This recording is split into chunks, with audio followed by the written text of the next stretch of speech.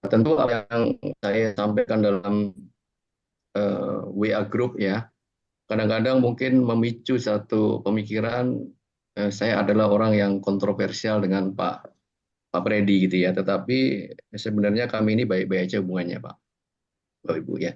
Kemudian tadi yang disampaikan Pak Sanderson terkait dengan aturan, sebenarnya aturannya sudah ditetapkan dengan POJK yang terbaru ya, bahwa perusahaan agen asuransi adalah disebutkan orang yang bekerja atau bekerja sendiri atau bekerja pada badan usaha. Badan usaha ini bisa badan hukum atau badan tidak hukum yang belum berbadan hukum seperti CV itu belum berbadan hukum Pak, atau firma atau apa yang lain ya. Tetapi kalau yang PT, kemudian ada yang koperasi, ada yang lain-lainnya itu bisa berbentuk badan hukum. Sebenarnya aturannya sudah ada Pak, boleh badan pribadi maupun orang yang bekerja pada badan hukum. Tapi mungkin kalau kita melihat sejarah agen ini Pak, agen ini kan awalnya tidak memiliki asosiasi. Bahkan asosiasi yang muncul, kami waktu pembukaan asosiasi agen asuransi kami hadir Pak. Kami juga memberikan support, memberikan dukungan begitu ya. Kemudian ternyata sebenarnya asosiasi agen ini belum didaftarkan, mungkin belum resmi menjadi diakui oleh OJK sebagai asosiasi agen asuransi. Nah ini sebenarnya kendala dari sisi pengakuan Pak. Pengakuan di OJK kenapa asosiasi agen asuransi belum diakui sebagai asosiasi yang terdaftar, maka terkendala dengan aturannya ketika akan mendaftarkan. Nah, ketika akan mendaftarkan di OJK, maka OJK belum mau menerima, Pak. Padahal aturannya sudah ada. Betul ya, Pak ya?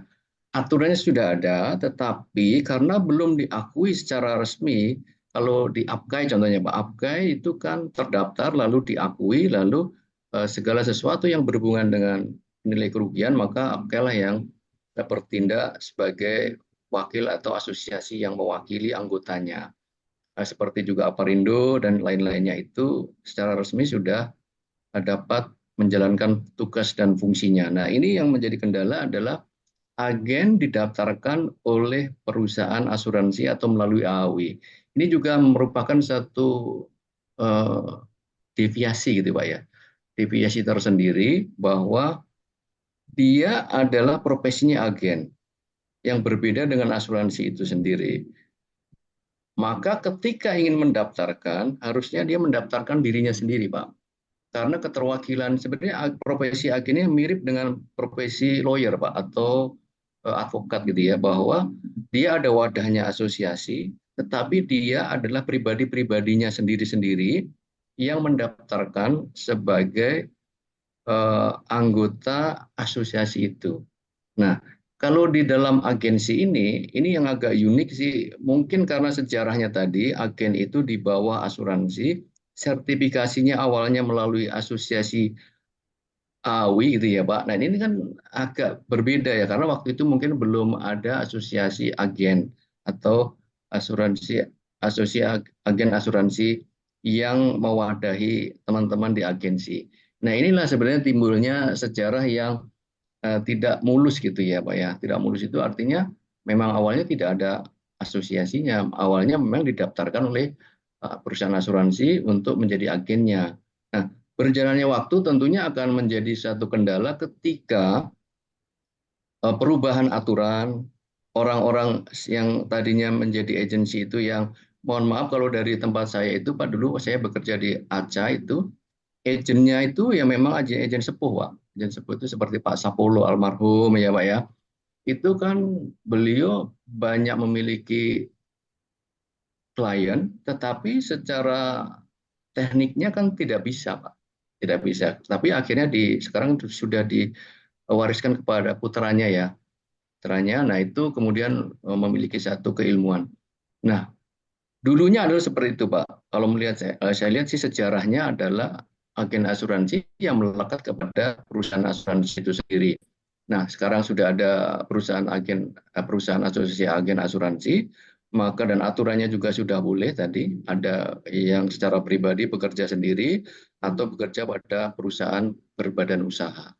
Tentunya ini harus disikapi teman-teman industri ya untuk memfasilitasi ini. Tetapi kalau agen asuransi itu disamakan dengan broker, tentu broker juga akan keberatan, Pak. Pialang asuransi itu memiliki peraturan atau memiliki perizinan yang sangat ketat, kemudian juga membayar iuran, kemudian juga memiliki diharuskan modal tertentu, maka ada keberatan juga kalau agen disamakan dengan pialang asuransi. Tentu itu kita juga memahami secara industri, Pak ya. Teman-teman di agen kalau ingin seperti broker tentunya tidak bisa. Karena agen tidak diwajibkan tadi harus memiliki modal store, memiliki modal minimum, kemudian memiliki satu keahlian-keahlian tertentu yang harus dilengkapi, mungkin CIB, apa gitu ya. Nah, tentu kan tidak bisa dipersamakan, Pak. Perusahaan pialang juga membayar iuran, kemudian membayar pajak ya sesuai dengan ketentuan yang ada. Tentu ini harus disikapi secara adil, Pak. Tidak bisa agen disamakan dengan pialang. Tetapi intinya kalau dari saya memang sudah ada aturannya, Pak. Aturannya boleh bekerja sendiri atau boleh bekerja pada badan usaha. Tinggal perjuangannya adalah dari sisi asosiasi agen ini harus berjuang untuk mendapatkan pengakuan dari OJK, Pak. Itu menurut saya begitu, Pak, Bapak Ibu sekalian. Kurang lebihnya kami mohon maaf. Terima kasih, Prof. Nugraha Budi.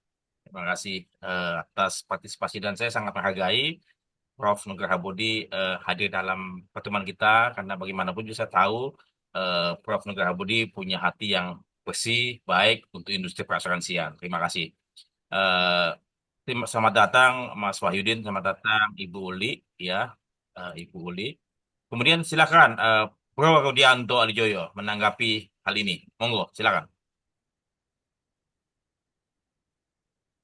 Oh, selamat malam Pak Freddy sama rekan-rekan semua. Aduh, saya masih hijau sekali nih di asuransi kalau untuk agent nih.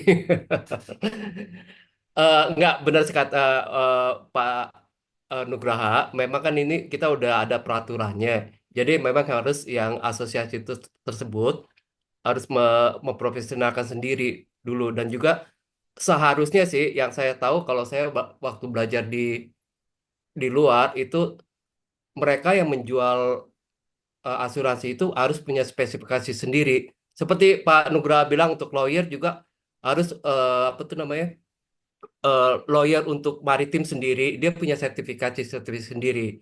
Jadi memang yang dibenahi sih harusnya memang dari pemerintah dan negara kita dulu baru jelas kalau kita nggak ada itu bakalan ngalor ngidul lah Pak Freddy. Oke Pak Freddy, thank you. Terima kasih Pak Rudi. Pak Adi Pramana mungkin mau menanggapi mengenai agensi di Indonesia baik jiwa maupun umum. Monggo. Boleh Pak Freddy, terima kasih banyak. Tadi ada beberapa pendapat yang sudah saya dengar gitu ya. Saya cerita backgroundnya sedikit saja sebenarnya. Eh, Kadang memang kita gampang membandingkan antara yang di Indonesia dengan yang di luar, yang asing ya. Nah, kebetulan ya lebih dari 20 tahun lalu saya belajar agency law. Itu under English law waktu itu. Dan pas di Indonesia, balik ke Indonesia, saya juga pelajari hukum keagenan. Jadi salah satu itu waktu itu saya bikin tesis yang buat penyetaraan A2 IK itu tentang hukum keagenan. Apa bedanya antara yang di luar dengan yang di sini? Nah, in short begini Pak, kalau kita belajar di luar eh, itu tidak ada yang namanya spesifik. Jadi gini, agent itu ada tied agent yang terikat dengan satu perusahaan, ada juga yang untied agents yang tidak terikat dengan satu perusahaan. Nah, terus broker atau apapun itu semuanya dianggap sebagai intermediary, termasuk agent tadi. Nah, broker itu juga bisa bertindak atas nama tertanggung maupun atas nama penanggung. Ini sama semua. Jadi tergantung dia berperilakunya bagaimana. Bisa diinterpretasikan gitu ya. Nah, dulu memang aturan itu nggak ada. Makanya broker itu salah satu contohnya. Dia bisa terima fee dari tertanggung, tapi bisa terima fee juga dari penanggung. Di Indonesia, gitu. Waktu zaman dulu. Nah, makanya waktu 20 tahun lalu saya bahas itu apa segala macam. Akhirnya sampai keluarlah 10 tahun kemudian plus itu Undang-Undang Nomor 40 tahun 2014, di mana akhirnya dibikinlah dua dikotomi, yaitu satu, kalau yang namanya broker dia pasti mewakili tertanggung, menerima fee dari tertanggung. Atau kalau nggak asuransi kayak asuransi, Ya, ya berarti dia menerima fee-nya dari asuransinya. Basically seperti itulah. Nah, kalau yang namanya agent, dia mewakili perusahaan. Jadi tidak mewakili tertanggung. Kenapa? Karena yang menggaji, yang mengasih fee-nya adalah perusahaan. Sebenarnya eh, dikotomi ini juga sebenarnya tanpa kita sadari bahwa pegawai itu adalah agent dari perusahaan. Pegawai perusahaan itu apapun tindak tanduknya dia mewakili perusahaan gitu ya. Tidak bisa diartikan berbeda gitu.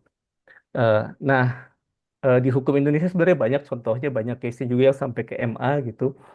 Jadi kalaulah ada agent yang bertindak di luar autoritinya atau seakan-akan dia punya authority, namanya ostensible authority, itu mau tidak mau perusahaannya harus bertanggung jawab.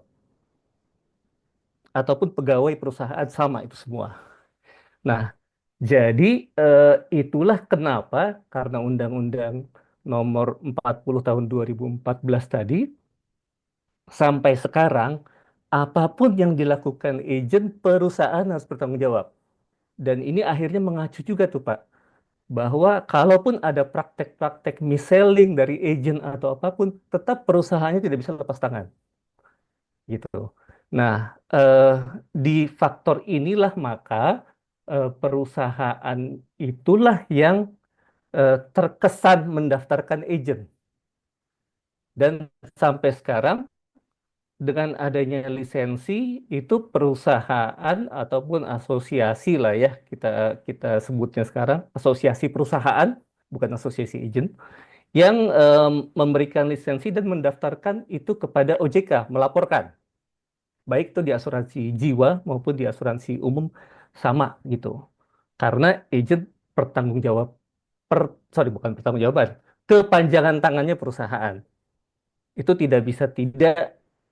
Ya, undang-undang Indonesia akhirnya membuat dua definisi itu gitu, mau tidak mau gitu ya. Nah, jadi ini sebenarnya menjawab tadi beberapa hal yang disampaikan, ya apakah yang di luar negeri ataukah yang di sini apa segala macam. Ya, ya harus diakui kalau di kita berbeda gitu. Eh, Hukum keagenan juga sebenarnya banyak kok di Perdata ada segala macam gitu ya. Tapi intinya sih ujung-ujungnya sama. Jadi dulu kalau misalnya kita compare Pak, pakai hukum luar negeri dengan pakai hukum Indonesia itu treatmentnya bisa beda. Meskipun kadang-kadang outcome-nya sama hasilnya gitu. Jadi ya yang terjadi sekarang seperti itu ya undang-undangnya sudah seperti itu ya ya basically kita di Indonesia harusnya terikat dengan undang-undang yang di Indonesia yang mau tidak mau kita harus ikut menjalani itu. Terlepas apakah itu agensinya sifatnya perusahaan atau individual, eh, sebenarnya sama aja semuanya bisa kepanjangan dari perusahaan.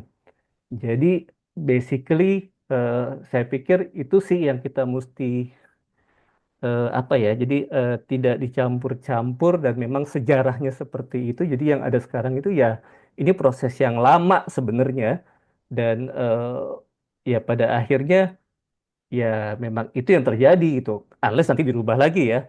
Tapi dikotomi tadi, definisi tadi ada di undang-undang kita, ya jadi mau tidak mau harus dilakukan sih. Saya pikir itu sih Pak, kadang-kadang kita Baik. lupa yang dulunya gitu. Ha-ha. Padahal yang dulu dengan yang sekarang, ya sudah ada banyak perubahan. Gitu. Itu Baik. aja Pak Freddy. Terima kasih Pak Adi Pramana. Terima kasih. Oke, tadi disampaikan oleh Pak Nugraha Budi maupun Pak Adi bahwasannya memang terkait dengan keagenan ini kan bisa individual, bisa badan usaha, ya badan usaha ini ya. Nah, saya ingin coba tanya kepada Mas Wahyudin yang di jalan, kalau misalnya memang bisa menjawab silahkan. Bagaimana praktek di ACI? Apakah ACI masih menerima keagenan dalam bentuk badan usaha atau hanya individual? Silakan.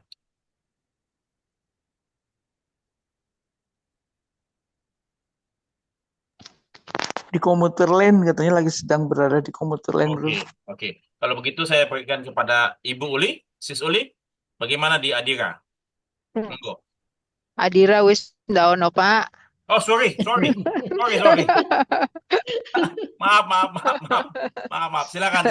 Sorry. Ya, Sorry ya Pak, saya lagi di mobil jadi harus off cam ya Nggak Pak. apa-apa, Karena silakan. kalau buka kamera juga gelap. Ya, silakan. Enggak, kalau di Zurich sekarang sih karena kan ketentuannya juga mengatakan agen itu bisa bekerja sendiri, bisa juga dalam perusahaan seperti tadi disampaikan oleh Pak NBS ya.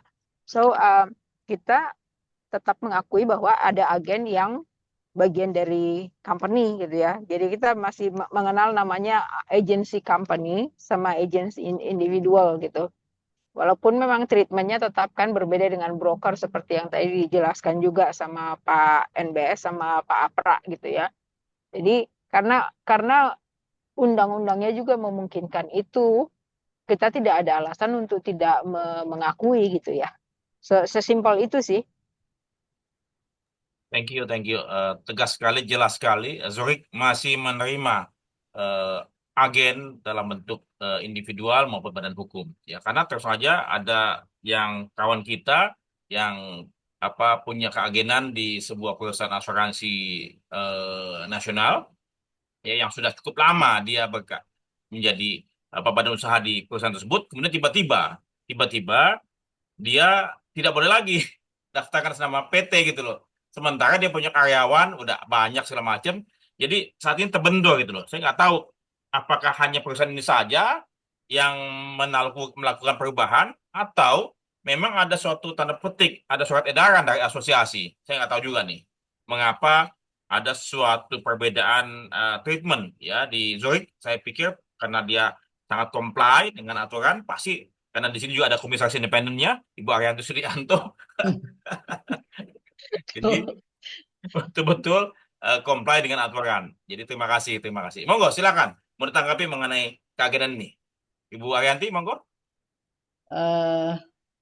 Bapak-bapak, saya akan menanggapi dari sisi governance ya, karena memang pengetahuan saya di situ tentang tata kelola. Saya mendengar dari Pak Budi, dari Pak Adi, itu juga sudah mengarah kepada compliant ya, pada aturan begitu. Karena memang hukum Indonesia ya berarti ikut di situ. Tapi saya juga mendengar dari uraian Pak Sanderson. Saya selalu melepaskan diri dahulu ketika memberi opini dari interest saya. Jadi saya tidak memihak kepada siapapun, tapi saya ingin mengatakan apa yang saya yakini itu dari sisi tata kelola. Jadi pertama tadi soal yang harus kita yakini, karena dulu mohon maaf saya cerita dulu latar belakang saya ketika bergabung dengan asuransi Bintang berdiri tahun 55, itu kekuatannya itu di agen. Sehingga sampai terjadi 3 generasi yang ditreat layaknya seperti anggota perusahaan sendiri atau pegawai seperti yang dikatakan oleh Pak Adi Pramana tadi. Memang itu betul. Sehingga ketika perform seperti halnya treatment kita kepada pegawai, itu dia juga dapat berbagai privilege. Pokoknya persis seperti kita mentreat sebagai pegawai. Itulah yang kita artikan memang agen adalah representatif dari company. Oleh karena itu, company memang harus bertanggung jawab kalau si agen itu mis-selling dan segala macam. Nah, oleh karena itu, ketika agen itu pindah, kan janjinya hanya satu bendera ya, dan itu diatur oleh hukum. Sehingga ada konsekuensi kebijakan yang diambil oleh perusahaan harus diikuti oleh agennya, terutama dalam hal core business ini kan proteksi risiko ya. Jadi kan ada yang dilarang.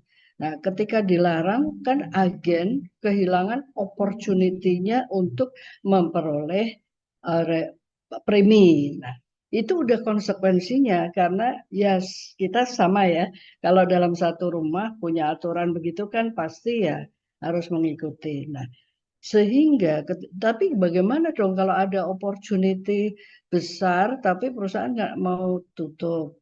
Apakah tadi Pak Sanderson kalau gitu tinggalin aja ya itu hak asasi manusianya tadi ya. Tapi kemudian kalau kita kembalikan kepada komitmen di tata kelola kan selalu bicara komitmen, integritas, etika dan konflik of interest begitu ya. Maka ya memang nggak bisa benderanya yang satu.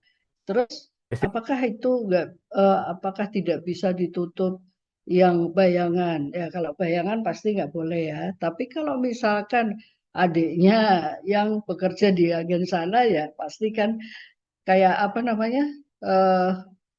unbringer apa sih bahasa Belandanya Pak Freddy yang ada dagangan nggak usah di asuransi ya, kita mencari jenis kain apa gitu tapi tidak ada kan kita infokan bisa kan infokan kepada yang lain tapi kita tidak bisa menjual karena nggak punya gitu itu satu.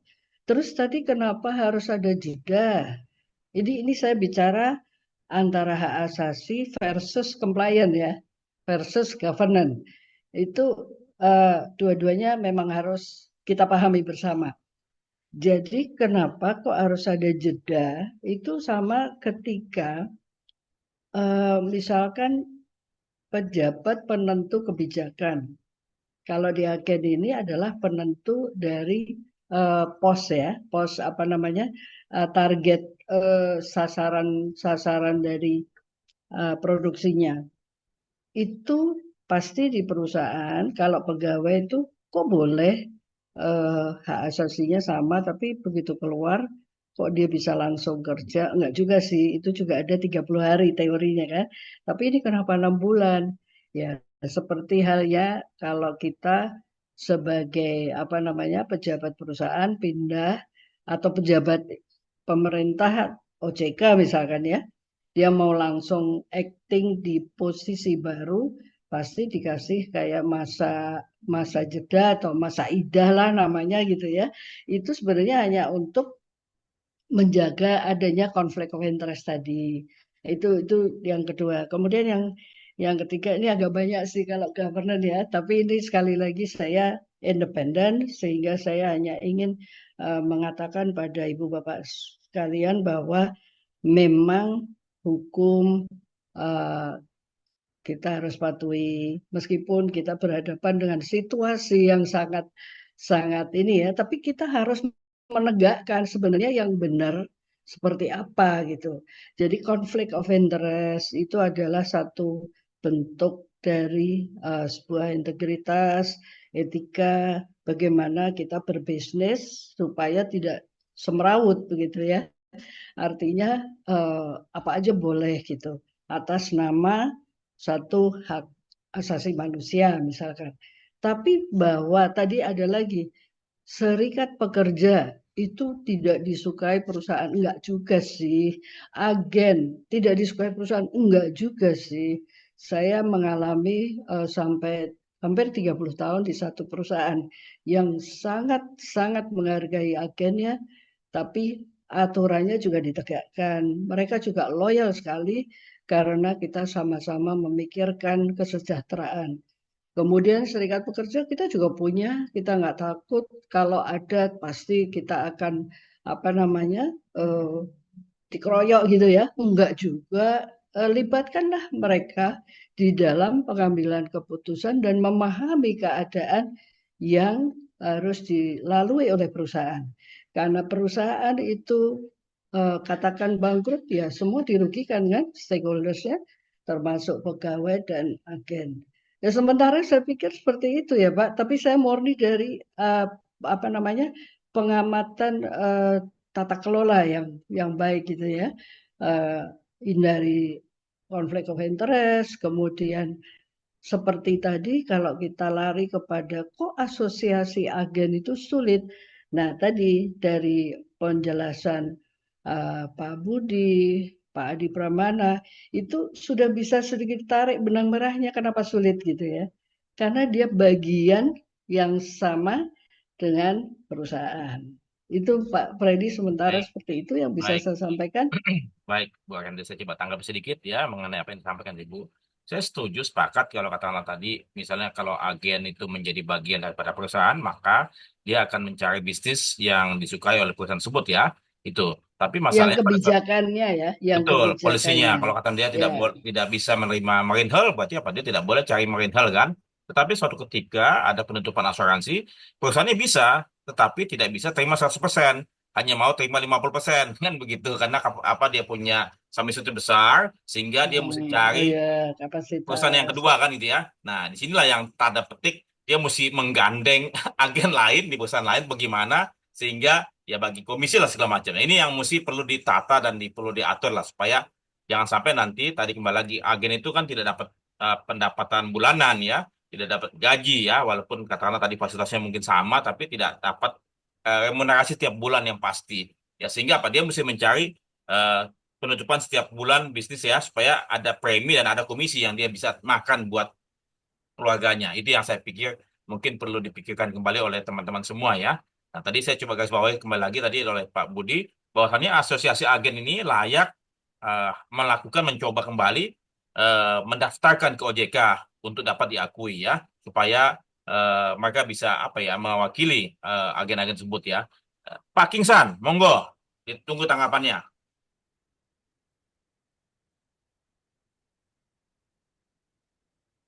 Pak Kingsan.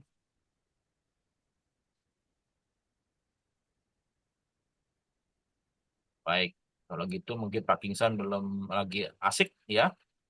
Mungkin Mas Wahyudin sudah bisa buka mic. Kalau belum, nggak apa-apa. Pak Suryanda. Suryanda, silakan. Halo Pak. Mau Halo tembak Pak. aja Bu.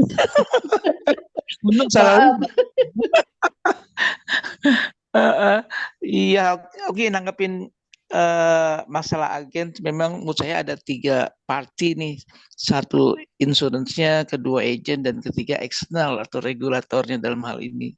Jadi kalau saya lihat sih zaman sekarang ini saya lihatin semua masing-masing punya konflik of interest alias kepentingan sendiri. Semua targetnya money oriented.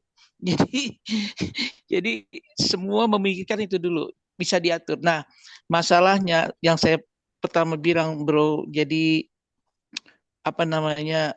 Saya pikir harusnya sih kita beresin regulasi law enforcement, jadi clear gitu. Itu aja. Saya lihat selama ini dari tahun 91 gitu saya di Allian gitu sampai sekarang sampai terakhir itu saya lihatin udah bagus peraturan semua dan orangnya pinter-pinter semua. Nah, saking pinternya mereka cari-cari sendiri. Jadi menurut saya kalau tinggal rule apa regulation apa istilahnya law enforcement penalti yang dimainkan. Saya pikir kalau OJK tegas karena terus terang tadi kita juga bicara tentang live. Karena yang saya bilang saya kan kebetulan ada pegang live untuk Bumi Putra, ada beberapa ratus orang teman saya yang saya ini kan nasional gitu. Nah itu kelihatannya menurut saya sih kalau live kayaknya sudah almost the end. jadi orang trustnya udah benar-benar udah agak berkurang lah. Ini yang berbahaya buat live. Nah general masih ada kesempatan. Nah saya kesini terakhir bahwa saya hanya ini aja Bro Freddy menegaskan bahwa harusnya kita nih benar-benar sama-sama misalnya maju ke OJK dalam ini, mintalah rule yang benar, semua sign komitmen gitu sama-sama semua perusahaan bahwa bila ada tindakan yang melanggar hukum, law ataupun apapun maka akan kena penalti. Sebetulnya kesalahan ini saat gini penaltinya. Jadi saya pikir orang pasti akan patuh seperti itu. Seperti di Singapura misalnya, orang kena denda $100 gara-gara permen karet misalnya. Gimana ada yang berani? Jadi itu kita itu seperti apa ya? Maaf ya, kayak harimau bos gitu loh. Yang yang kalau nggak dikontrol keras itu nggak bisa. Selamanya nggak akan maju Indonesia kalau saya industri ya. Ilmu saya. Itu aja Pak Bro Freddy. Thank Baik, you ya. baik Beranda. Jadi law enforcement ya, saya coba garis bawahi lah bahwasannya kalau kata tadi misalnya ada agen yang melanggar melakukan penutupan asuransi secara 2-3 company itu dikenain penalti. Tapi bagaimana dengan perusahaan asuransi yang menerima penutupan tersebut dari agen yang sama? Jadi selama ini katakanlah masih mengakomodasi ya. Dan saat ini saya pikir banyak perusahaan yang besar terutama ya, dia memiliki agen yang terdaftar di perusahaan lain. Ini bagaimana juga? Silakan Pak Prof. Nugraha Budi, monggo, silakan. Baik. Terima kasih Bapak Ibu sekalian. Mungkin kita bacakan aturannya Pak ya, biar kita sama-sama memahami, jangan sampai keliru memahami aturan yang ada dulu ya Pak ya. Nanti kita bicara bagaimana memperbaikinya gitu. Jadi kalau di POJK yang terbaru itu terkait dengan pendaftaran agen itu kan diatur Pak ya. Bab 15 pendaftaran agen asuransi bagian ke-1 kewajiban pendaftaran agen asuransi. Pasal 118. Nah ini, ayat 1, agen asuransi terdaftar di Otoritas Jasa Keuangan. Sebenarnya sudah benar Pak ya. Kemarin kan itu terdaftar di AUI gitu, pertama. Sekarang sudah mulai baik sebenarnya. Agen asuransi terdaftar di Otoritas Jasa Keuangan. Yang ayat 2, agen asuransi sebagaimana dimaksud pada ayat 1, termasuk agen asuransi yang bekerja pada badan usaha. Tadi yang seperti Ibu Uli sudah sampaikan bahwa Zuri tidak mempermasalahkan itu, memang undang-undangnya atau POJK ini memang betul Pak. Nah, kemudian ada hal yang perlu kita telah bersama. Kelihatannya pendaftaran ini sebenarnya sulit terjadi Pak. Ya. Di ayat 3, agen asuransi bagaimana dimaksud pada ayat 1 harus setiap saat memenuhi ketentuan. Nah, ini agak sulit sekali menurut saya. 1A, memiliki sertifikat keagenan dari LSP bidang perasuransian yang masih berlaku. Pak, hari ini saya itu baru membentuk LSP perasuransian itu di APKAI Pak ya. Itu ternyata perjuangan untuk mendapatkan LSP itu bertahun-tahun Bu. Hari ini baru tadi saya melalui menjadi asesor yang baru dimulai, yang sekian lama itu memang prosesnya tidak mudah. Apalagi sekarang yang ayat yang 3 tadi, huruf A itu memiliki sertifikat keagenan dari LSP di bidang perasuransian yang masih berlaku. Padahal asosiasinya juga belum terbentuk, LSP-nya juga belum ada. Bagaimana cara memenuhinya? Kan gitu Pak ya. Kita kan secara logika itu aturan ini tidak mungkin bisa dipenuhi Pak. Gitu ya kalau kita bicara. Memiliki perjanjian yang B, Pak ya, memiliki perjanjian keagenan dengan perusahaan asuransi dan atau perusahaan asuransi syariah. Nah, harus memiliki perjanjian dulu, baru bisa didaftarkan. Kalau tidak memiliki, berarti tidak bisa mendaftar, Pak ya.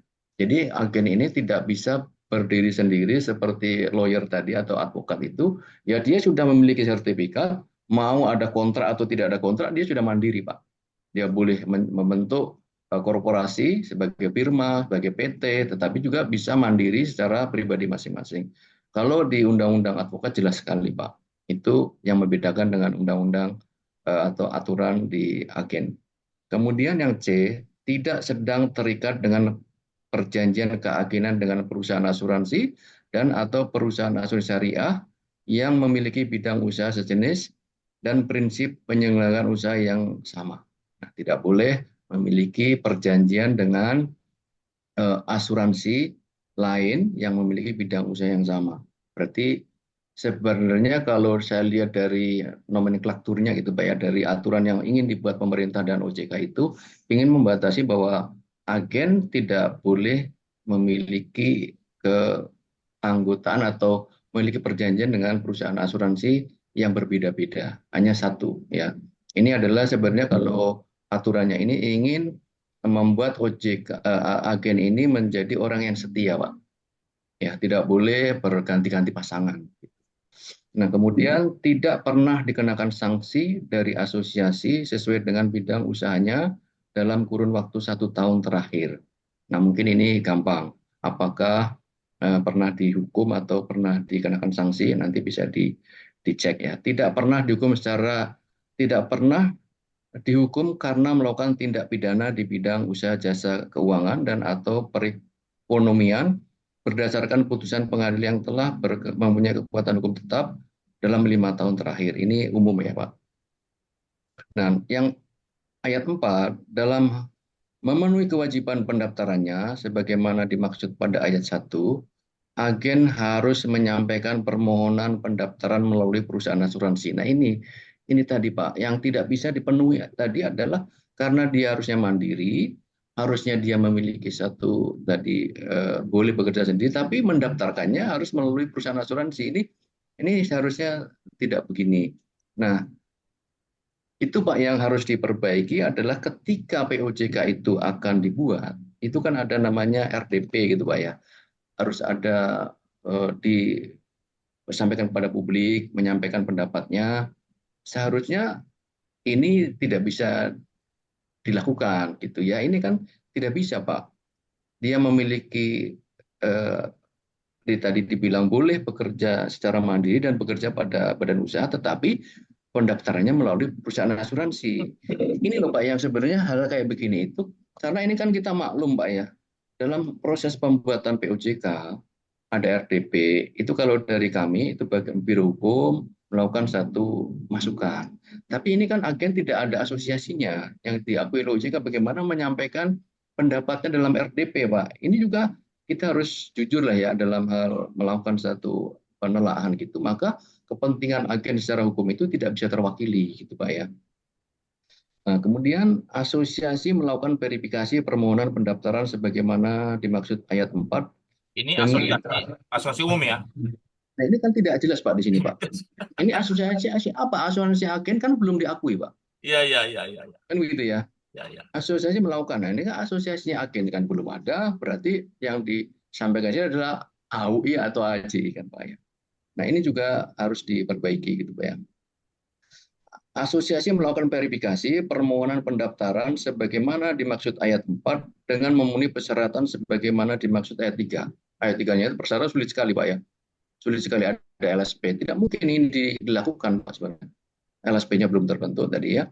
Kemudian yang ayat 5, ayat 6, dalam hal permohonan pendaftaran telah diverifikasi sebagaimana dimaksud pada ayat 5, asosiasi menyampaikan hasil verifikasi berupa daftar calon agen asuransi yang telah memenuhi persyaratan dan ketentuan sebagaimana dimaksud ayat 3 dan ayat 4 kepada otoritas jasa keuangan. Berarti pendaftaran ini juga melalui asosiasi AUI atau AJI gitu ya Pak.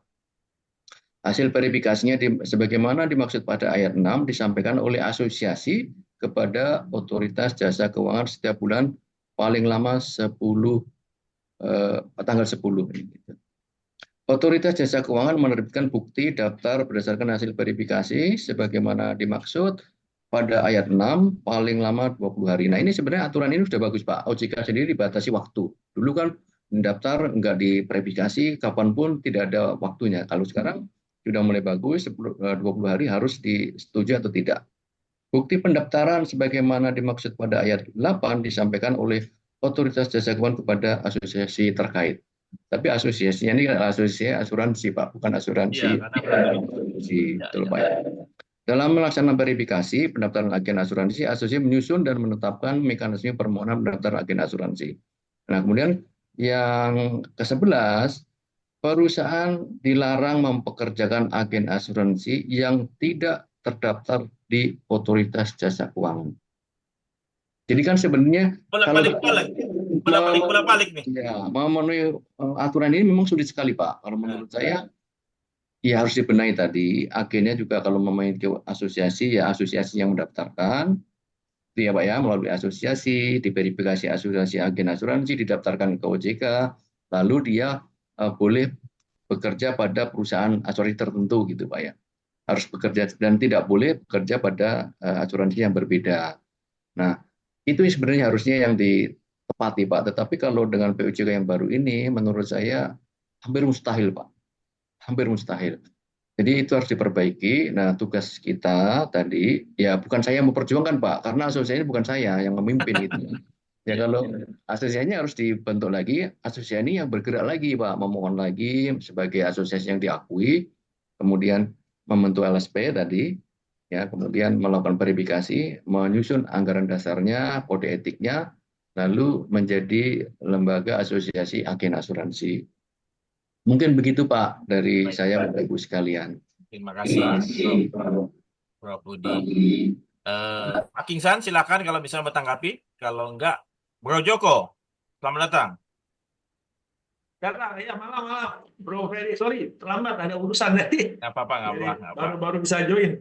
Ya, kita baru ngomongin mengenai agen baik di jiwa maupun di umum. Ya, saat ini yang memang kita akui bahwasannya masalah persyaratan ataupun segala macam tentang mengenai agenan kan baru ditata nih, tapi itu pun juga masih banyak juga yang perlu dirubah ataupun perlu disempurnakan gitu loh. Ya, karena bagaimanapun juga kita ketahui bahwa agen ini kan tulang punggung ataupun frontlinernya industri asuransian khususnya di jiwa ya, karena jiwa tuh tidak mengenal pegawai pemasar asuransi ya, karena dia sistemnya agensi, dan kemudian broker pun kadang-kadang tidak diterima juga karena dia kecuali yang grup-grup ya, tapi kalau individual tidak melewat broker.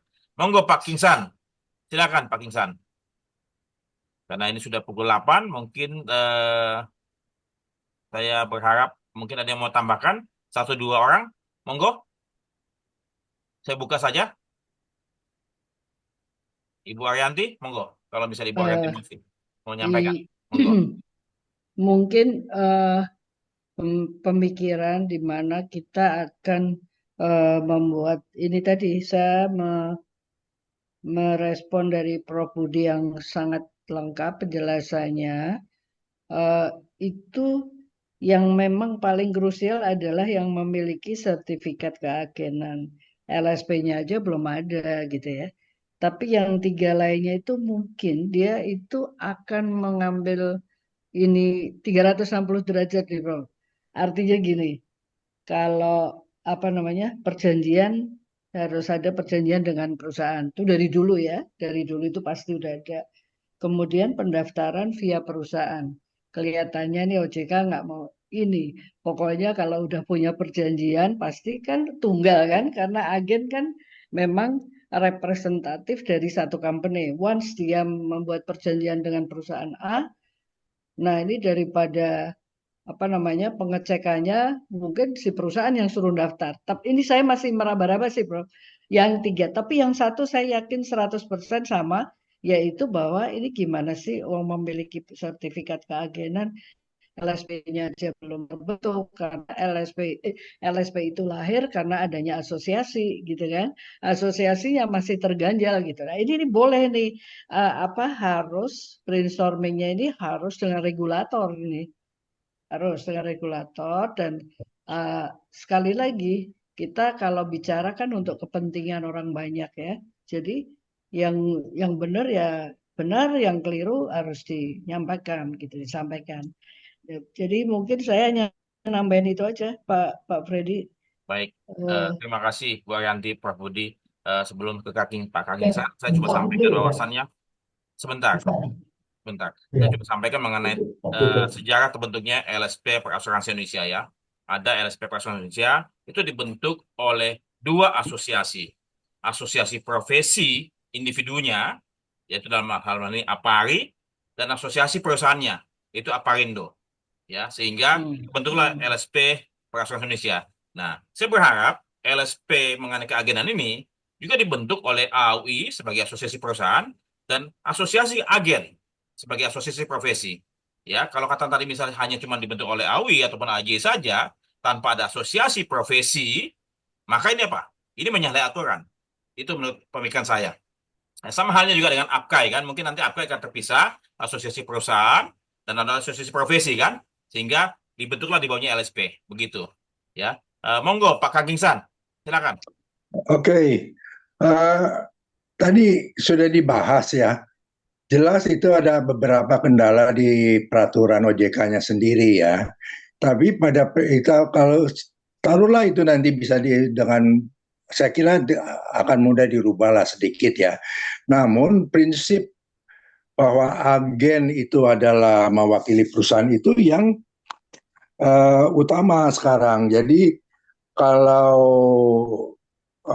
ada bisnis yang tidak bisa diterima, ya sudah konsekuensi seperti tadi Pak Ibu Arianti bilang, ya kan, ya agen itu kan betul-betul tangan kepanjangan dari perusahaan ya. Dari waktu zaman saya juga ada agen tuh sampai besar sekali karena dukungan perusahaan. Mereka mengerti apa underwritingnya kita, standarnya seperti apa gitu ya.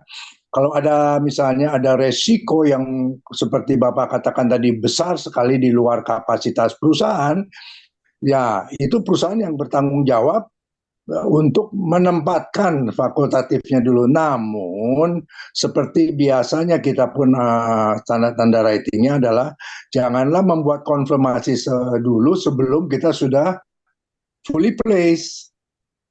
Ya, jangan diserahkan pada agen untuk menempatkan sisanya, nggak boleh itu sebetulnya. Kalau ada resiko yang memang perusahaan bersedia menerima, tapi kapasitasnya kurang, ya itu tanggung jawab si perusahaannya yang harus mencari kawan, apakah itu dalam bentuk atau fakultatif. Itu tanggung jawab perusahaan, jangan diserahkan ke agent. Kalau diserahkan ke agent ya jadi nanti double agent kan, jadi dia bisa Betul. kemana-mana. Setuju. Ya kan? Iya, perusahaan itulah yang harus tanggung jawab kalau dia mau menerima. Sisanya ya dia yang place lah, mau apa reinsurance ke, mau co-insurance ke, ya itu perusahaan yang bertanggung jawab. Jadi tidak lari kemana-mana.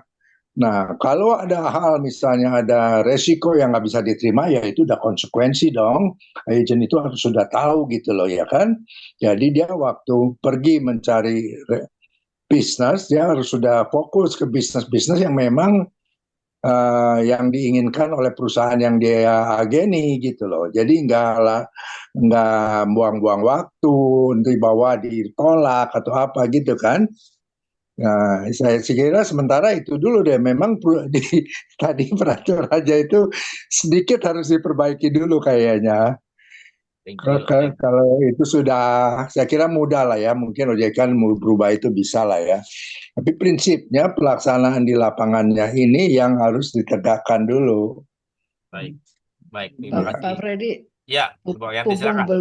belum Monggo. berakhir, saya ingin sekali memberikan masukan ke Pak Budi. Ini Pak, kita kan tahu ruwetnya di situ ya. Betapa APKAI itu susah sekali dan saya mengikuti itu. Waktu itu sempat dikaji ulang, ke tim kaji ulang SKKNI lama. Nah, gara-gara OJKI merubah hitungannya menjadi 13 unit kompetensi, maka ruwetlah yang terjadi itu sampai yang paling menderita. Saya mendengarkan keluhan itu terus apa ya, sehingga strategisnya kembali ke agen nih, kembali ke agen. Sekarang OJK sudah kembali ke SKKNI lama. Nah, di tempat yang lama itu, Facebooknya itu kan sangat menentukan fungsi dalam industri perasuransian. Kita akan menuju ke industri perasuransian yang sehat ketika fungsi-fungsi itu bekerja. Nah, di sini Pak Budi, agen itu Facebooknya belum berdiri sendiri. Dia nempel di perusahaan. Pialang itu sudah. Nah, sehingga perjuangan itu harus strategisnya ke sana. Kalau dia sampai memiliki duri sendiri, dan itu adalah kesepakatan konvensi antara perusahaan, semua kan semua pihak ya, dan itu berhasil. Nah, di situ lebih mulus untuk menuju ke LSP, asosiasinya dan LSP-nya. Saya pikir itu sih kalau bisa diperjuangkan ke Baik. sana. Tapi kembali lagi tadi banyak catatan ya, kita kembali ke masa lalu, apalagi Pak Kengsan dan saya ini kan generasi yang dulu, kita banyak kok punya agen setia dan berhasil. Betul. Dan itu sampai kita pun memberikan apa namanya seperti memberikan pada pegawai jaminan-jaminan sampai macam-macam resmi begitu ya. Tapi kembali ada dua isu tadi itu, yang satu ya Pak Budi ya, kalau bisa nembus di Facebook ya sekarang kita sudah kembali kepada skema itu. Nah, baru makanya sekarang susah kan untuk ke asosiasinya. Semua Iya, yang ada di Facebook itu berhasil mencapai asosiasi dan LSP. Itu aja sih Pak Freddy dan baik. Ya, terima Pak kasih. Budi, saya Silakan yakin Prof. akan Budi. bisa membantu. Iya, Ya, terima makasih. kasih Bu Arianti. Memang perjuangan itu kan harus dimulai Bu ya, bahwa APK juga berbenah ya Bu, berbenah lalu membuat satu kode etik yang bisa ditegakkan gitu Bu ya. Dan saya berperan dalam pembuatan kode etik itu, kami terap dan mirip sekali dengan kode etik advokat sebenarnya. Mirip sekali gitu ya. Lalu kami diminta lagi oleh DAI untuk membuat satu kode etik lagi yang memayungi beberapa asosiasi yang sifatnya koordinatif itu. Kami sudah siapkan juga draftnya. Kemarin kita sudah sampaikan kepada pengawas dan pembina gitu ya Bu. Nah, ini sebenarnya perkaranya itu kalau menurut saya itu tidak sulit ya Bu. Ini agen ini adalah sebenarnya kadang-kadang menjadi anak kesayangan asuransi loh sebenarnya Bu. Kami melihat di tempat Betul. kami di Aceh itu juga sampai sepuh-sepuh itu menjadi tulang punggung pemberi bisnis di wilayah kota Bu ya. Banyak sekali di daerah Jagalan, di daerah Mangga Besar itu agen-agen yang cukup besar yang berkontribusi kepada perusahaan asuransi, dan menurut saya waktu itu agen itu juga disayang seperti halnya pialang ya Bu ya. Sebelum pialang itu berkembang dulu itu agen itu menjadi kita ini saya kan di bagian klaim ya Bu. Di bagian klaim itu kalau sudah mendengar agennya Pak Sapolo itu klaimnya tidak dibayar, itu saya sudah pasti akan dilaporkan ke Pak Teddy Elamsah gitu. Sebenarnya kekuatan agen ini sebenarnya Bu ya, kalau saya lihat tidak kaleng-kaleng gitu, tidak juga tidak bisa bersaing dengan pialang ya. Tinggal bagaimana memanage satu keadaan saat ini yang begitu cepat berubah. Dan kita juga regulasi itu kan harus mengikuti perkembangan zaman ya Bu ya. Kalau kondisinya demikian tadi yang saya paparkan dalam aturan POJK yang terbaru, tentu itu kan membuat keagenan itu tidak bisa berkembang ya, atau tidak pada tempatnya gitu Bu. Karena dia menempel kepada industri asuransi dan AJI, seolah-olah agen ini seolah-olah menjadi karyawan gitu, padahal mereka kan bertindak sebenarnya mencari nafkah secara bebas ya Bu ya, secara bebas pada orang yang mencari nafkah secara independen, tidak mendapatkan gaji gitu ya. Lalu sebenarnya kebebasan itu juga harus diberikan ruang ya Bu, bukan seolah menjadi orangnya asuransi gitu, padahal tidak dibayar, tidak mendapatkan hak tadi, tidak mendapatkan remunerasi, hanya sebagai imbalannya adalah komisi gitu ya Bu ya. Tapi Nah, asal jangan dua kaki Pak Budi. iya, Asal jangan dua kaki. harus Pegawai tegakkan. juga dua kaki kan nggak boleh. Iya, kan tidak boleh bertindak seperti broker. Itu yang harus dibatasi, karena broker tadi kan rigid dengan regulasi, juga perpajakan Bu ya, harus membayar iuran gitu ya, yang diawasi begitu ketat. Tapi kali ini Bu ya, kami itu kemarin waktu saya lagi di gunung itu ditelepon sama kawannya Pak Freddy yang sedang menghadapi juga agen, menghadapi satu masalah dengan OJK, dilaporkan OJK dan menjadi terperiksa loh Bu. Ini kan berarti penegakan hukum yang dilakukan OJK juga sudah menyentuh kepada agen-agen yang tidak melakukan tugasnya dengan baik gitu ya. Jadi agen itu bisa bertindak seolah jadi pialang, maka OJK ternyata bertindak loh Bu kepada agen-agen yang bertindak seolah-olah sebagai broker, dan kami ditelepon waktu itu atas rekomendasi dari Pak Jos Hidayat. Ya, saya nggak tahu juga apakah Pak Jos Hidayat sekarang berteman sama kawan ini yang menelepon saya itu sedang disidik di OJK. Nah, sebenarnya agen juga menghadapi satu risiko bahwa kalau bertindak melakukan tindakannya seperti pialang asuransi, maka akan terkena masalah tindak pidana. Nah, ini kan harus menjadi perhatian kita semua. Eh, Agen juga dilindungi, Bu ya. Semua apa namanya individu atau perusahaan yang di dalam perasuransian ini kan harus ditempatkan pada posisinya dan harus dilindungi juga gitu Bu ya. Kalau Iya, seperti ya. ini kan berarti pihak OJK juga melakukan tindakan penyelidikan terhadap hal-hal yang dilakukan oleh agen. Kalau agen sendiri tidak mendapatkan perlindungan dari asosiasi, maka juga akan terjadi sesuatu yang tidak seimbang, ya. Maka semuanya harus dilindungi menurut saya. Kalau ada asosiasinya tentunya ada perlindungan hukum, juga ada pendidikannya, ada memberikan satu edukasi terhadap eh, anggotanya. Tetapi kalau sekarang posisinya menempel kepada asosiasi yang lain, maka sebenarnya ini kan tidak pada tempatnya menurut saya begitu Bu ya. Tapi ini perjuangan ini tidak mudah ya Bu, karena kepentingan yang saya lihat ya, kalau saya lihat kepentingannya adalah antara persaingan pialang, antara persaingan agent. Ya. Pialang juga tidak mau ya Bu, agent bertindak seolah-olah pialang. Saya ingin menjadi pialang aja kalau seperti itu, tidak perlu izin, tidak perlu iuran, tidak perlu sertifikasi. Maka itu menjadi persaingan di dalam pembuatan satu aturan ya Bu ya. Jadi itu kan sebenarnya eh, kenapa aturan itu bisa terjadi yang sedemikian, tentu juga tidak lepas dari pengaruh-pengaruh tangan-tangan yang bisa menjangkau satu apa namanya otoritas yang akhirnya aturannya untuk kepentingan yang tertentu. Nah, itu yang harus dihindari.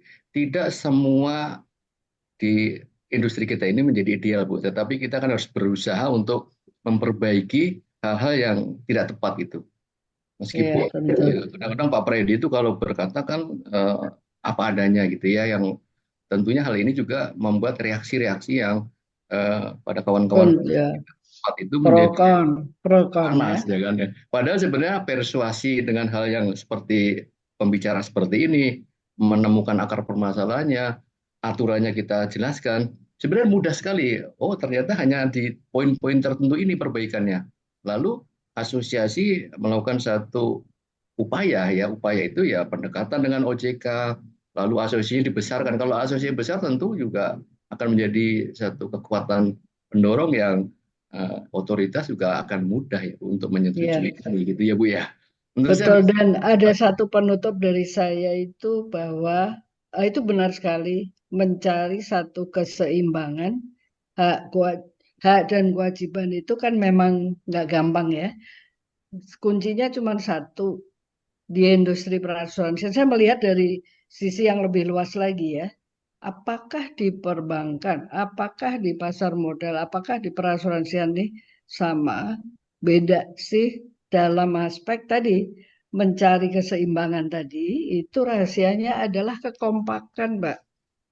Kekompakan itu di dalam memperjuangkan sesuatu yang secara persiapan itu kita memang dari tiga itu paling sulit asuransi, karena fungsinya asuransi kan lebih banyak dibanding mereka ya. Tapi saya merasakan bahwa teman-teman yang konsisten memperjuangkan sesuatu yang benar tanpa konflik of interest itu jangan pernah berhenti, dan saya apresiasi gitu. Jadi memang perjalanannya itu nanti akan runtuhnya karena terus tidak kompak atau bagaimana gitu loh. Ini saya ngomong apa adanya ya. Ada nuansa yang saya rasakan tuh seperti itu.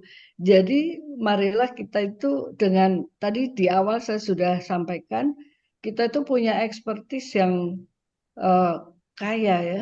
Ada yang expertise-nya di kuat underwriting, kuat di tata kelola dan sebagainya. Itu kalau menyatu sebetulnya sih ya harusnya bisa memperbaiki industri ini gitu loh. Dan kemudian ditopang lagi dengan kompetensi, kita pernah diacak-acak itu waktu struktur kompetensi itu sudah mulai jelas, kemudian teracak-acak sehingga akhirnya nggak fokus juga ya. Nah, coba kita sekarang anu aja, yang telaten aja memang tidak tidak akan ya pernah berhenti lah membuat harus satu konsisten Bu. keseimbangan yang sulit seimbang gitu ya. Kalau saya kan konsisten membela asuransi, ya udah saya tidak menerima yang lain, begitu ya Bu ya. Kalau kan itu ya, konsistensi itu yang Karena ya, satu karena kebaikan ya, itu panjang ya usahanya, betul Bu. jadi nggak bisa kalau hanya pendek-pendek. Oke, itu saja nanti Ya baik Bu. waktunya, Baik. dan saya sangat senang dapat bertemu dengan bapak-bapak para pejuang untuk sesuatu yang ditegakkan itu Terima perlu, kasih. dan oleh karena itu memang kita harus kompeten dan konsisten dan tidak punya konflik of interest. Itu saja Baik. kuncinya sih. Pak Terima Kingsan, kasih Pak Freddy. ada Terima kasih tambahan terakhir Bapak-Bapak dari semua. Pak Kingsan? Bu Uli. Ya, oke, saya sharing aja ya. Sebetulnya Terakhir. gini, yang berat itu sebetulnya agent jiwa ya, sebetulnya ya. Agent jiwa itu yang berat. Dia selalu secara konsisten harus cari yang baru gitu ya, cari dapat yang baru. Karena itu dia hanya dibatasi komisi itu paling 2-3 bulan udah selesai ya kan. Dan juga beratnya juga adalah jangka panjang jaminan perusahaan itu masih ada enggaknya, itu yang juga sampai saat ini sangat saya khawatirkan, ya kan? Seperti contoh-contoh yang sudah terjadi itu ya. Tapi kalau agent untuk yang non life, ya general insurance itu menurut saya kalau dia itu setia sama satu company, kalau dia itu tahu apa itu company yang inginkan, dia bisa menjadi besar sekali dan tambah besar. Karena Kenapa? repeat ya. Karena polisi-polisi itu Repeat. nggak pernah hilang. Betul. Dia Dan akan berkembang terjadi kan. renewal, tambah lagi yang baru lagi kan. Terus dan bisa dia wariskan ke anaknya, ke siapapun yang akan dapat yang meneruskannya gitu loh. Karena waktu zaman saya tuh ada satu agent tuh yang dari bapaknya tuh diwariskan. Bayangkan itu 30 tahun yang lalu tuh preminya aja udah 400 juta itu. Dia dapat warisan dari bapaknya tuh, dia teruskan gitu kan.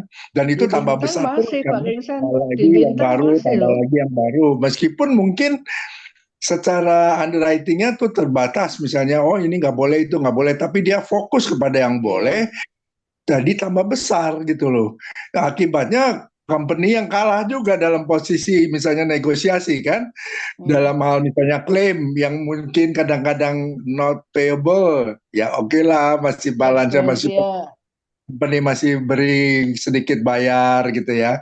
Bahkan the end of the year pada akhir tahun malah dapat tambahan bonus misalnya gitu loh dari hasil underwriting-nya. Jadi besar sekali sebetulnya kalau agent-agent yang di general insurance itu fokus ya.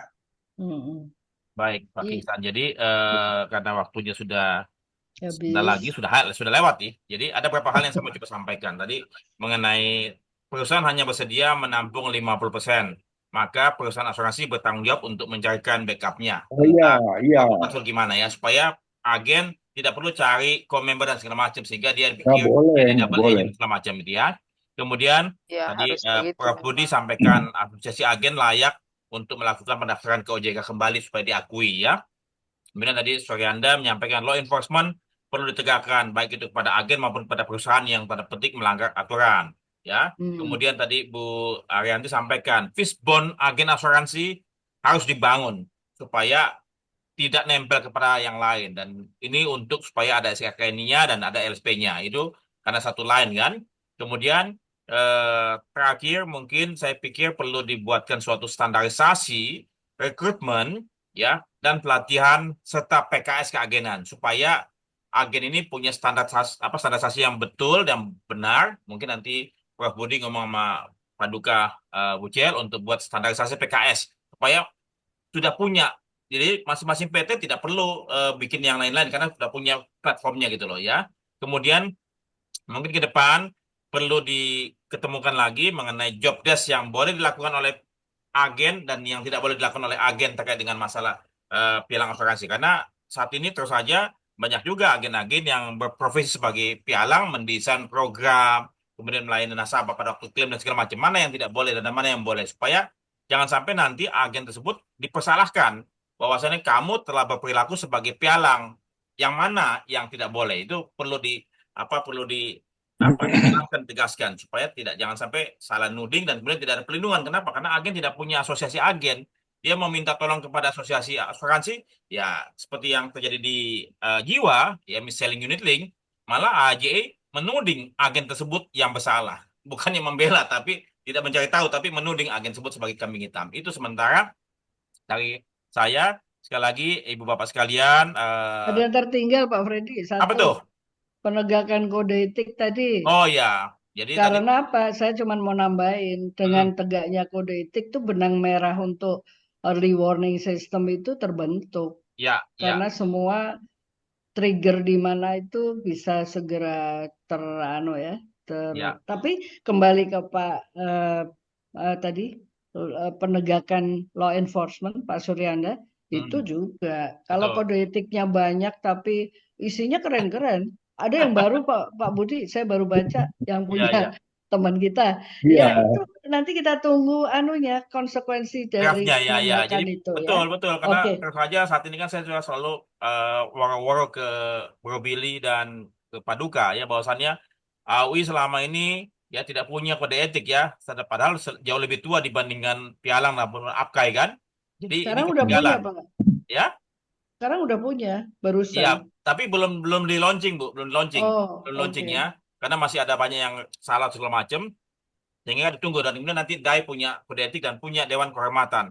Sehingga industri ini semakin lebih baik ke depan. Mudah-mudahan dengan kita ngobrol santai begini ada sesuatu hal yang baik dan kemudian persahabatan saya dengan Prof Budi semakin akrab ya walaupun mungkin kita beda pendapat segala macam itu biasa. Intinya apa? Kita sama-sama punya niat baik untuk industri ini. Semoga industri ini semakin baik ke depan setelah kita tidak ada lagi di dunia ini. Sekali lagi, terima kasih banyak. Selamat malam, Ibu Bapak sekalian. Selamat malam. Salam selalu. Bapak. Terima kasih. Bu Ariyanti. Bye. Bu Li. Selamat malam semuanya. Ibu, dah Bu Ade. Bu Li, ya, selamat. Ya. Bye-bye. Ya, mari Bye. pamit.